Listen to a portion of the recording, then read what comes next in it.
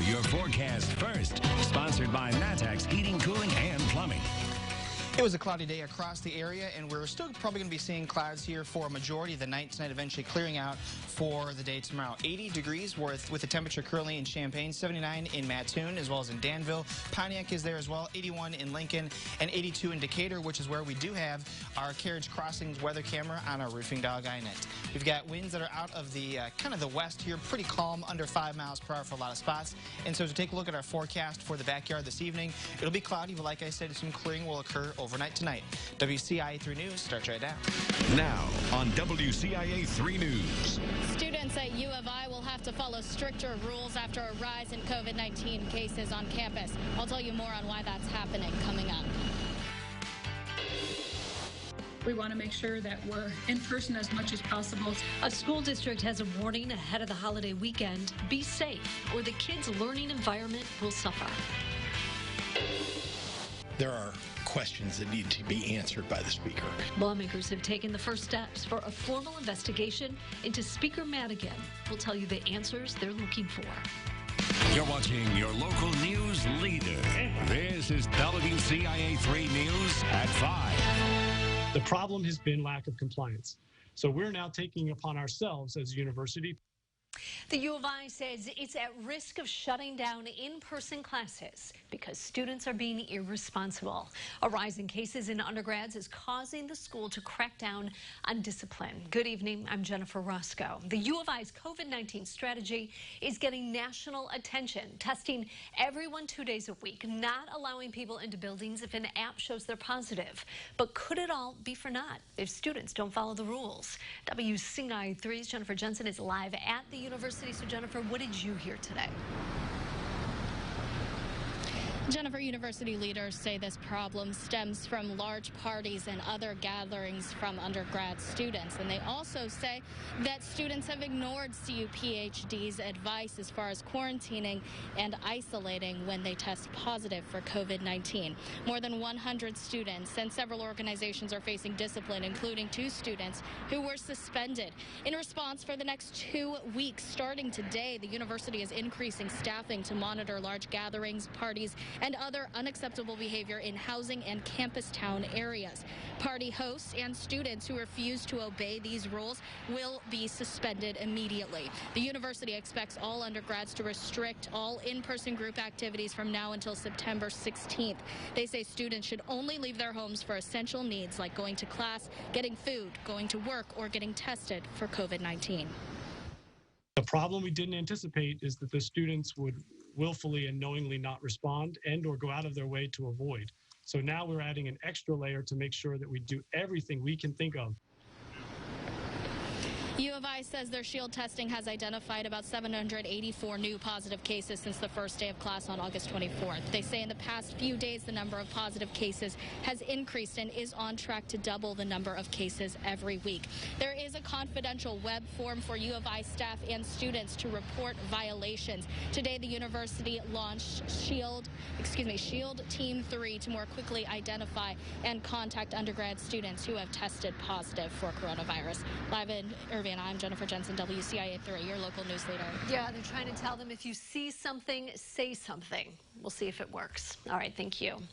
Now, a different warning to a different group of students. Blue Ridge schools are reminding students and staff to be safe over the Labor Day weekend. WCIA 3's Jamie Mays live from our newsroom. So, Jamie, what's the superintendent's warning to people in that district? Right, she's telling them to take safety precautions while they're traveling.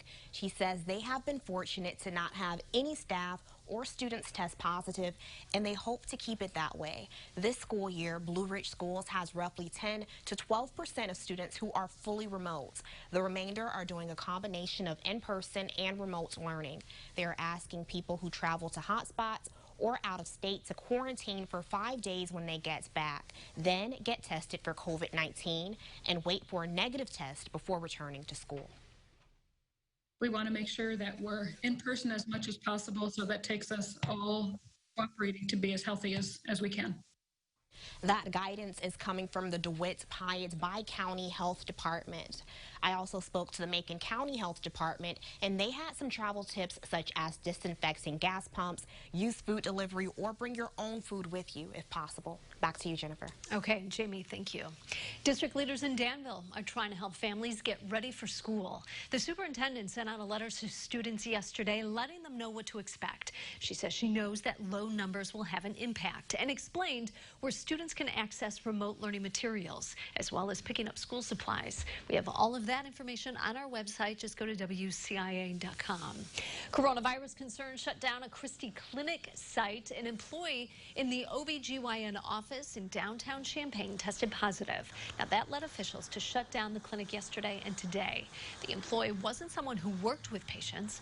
Christie Clinic staffers have undergone contact tracing and COVID-19 testing. Officials say members of the public shouldn't have to be tested. The two-day shutdown was for increased cleaning and sanitation. Now taking a look at today's numbers across the state, Illinois' positivity rate saw a jump over the past 7 days. It went up 0.2% to 4.5%. There are more than 2,100 new cases. That brings the total to more than 238,000. 27 more people have died. That includes people from Ford, Christian, and Macoupin counties. Illinois has seen nearly 8,100 COVID-related deaths. We have an update now into the ongoing corruption investigation in Springfield. The Illinois House taking the first steps today to open a rare formal investigation into Speaker Michael Madigan. Our Capitol Bureau Chief Mark Maxwell live in Springfield tonight. So Mark, the House doesn't open investigations like these very often. Jennifer, that's right. In fact, the Illinois House has only opened a special investigative committee twice. In both cases, the members in question were already facing criminal charges. Speaker Madigan is not yet anyways. But that didn't stop House Republican leader Jim Durkin from pressing forward and kicking the ball off on these investigative proceedings. He said he's seen enough in federal prosecution documents, saying, quote, given the facts admitted by ComEd for its 9-year-long scheme to bribe Speaker Madigan, the Illinois House of Representatives must do its job and conduct a thorough investigation. Now, if this committee does find wrongdoing after its full process, then it can recommend to the full House that it discipline or even expel Speaker Madigan. House Democrat Chris Welch will chair that investigative committee with 3 members from each party. Governor Pritzker today said he hopes it brings answers to light. There are questions that need to be answered by the Speaker, and perhaps the creation of this legislative committee will actually get some of those answers. We're going to have to, listen to the complainants and see where they're trying to take this thing, because right now they're not accusing him of anything specific. The federal charging documents that list ComEd said that there was a scheme to try to win influence with Speaker Madigan, but the paychecks themselves, the people on the payroll, were not Speaker Madigan. They were his allies. That might make it difficult to prove that Speaker Madigan personally was involved, and that's the stance Speaker Madigan has taken. He said he, yes, has referred people to jobs, but he hit back hard at Leader Durkin, saying the request is nothing more than a political stunt, months away from one of the most consequential elections of our lifetimes. That committee will convene very soon, I'm told. We don't know exactly when. It likely will be here in Springfield. The Speaker will have access to a lawyer as he builds his defense as Republicans look to build up pressure. We know several House Democrats have called for the Speaker to already resign. None of them sit on this committee. The people on this committee are expected to be quite loyal and close to Speaker Madigan. Jennifer. Mark, thank you so much. We have a follow-up from last month. A Paxton man originally charged with predatory criminal sexual assault of a child is now facing more charges. Brandon Irish was originally accused of assaulting a child under the age of 13. He's now being charged in a different case with the aggravated criminal sexual abuse of a child and traveling to meet a minor. Irish was part of the Market Street Theater in Paxton as a choreographer and actor. A man is dead after his truck ran off the road and crashed into a ditch on I-57. 62-year-old John Wilson from Oakwood was driving an Ameren truck yesterday. A passenger was taken to the hospital but is expected to survive. They were on their way home from helping people with power issues from the recent hurricane. Ameren, Illinois released a statement today saying, quote, we are heartbroken about the accident that took the life of one of our Ameren, Illinois colleagues and injured another. The utility business is a close family, and we are grieving for our brothers. New data shows more teens are vaping, why experts say the pandemic makes this trend even more concerning. Plus, the fire department is paying more OT than usual recently. What's to blame for the increase?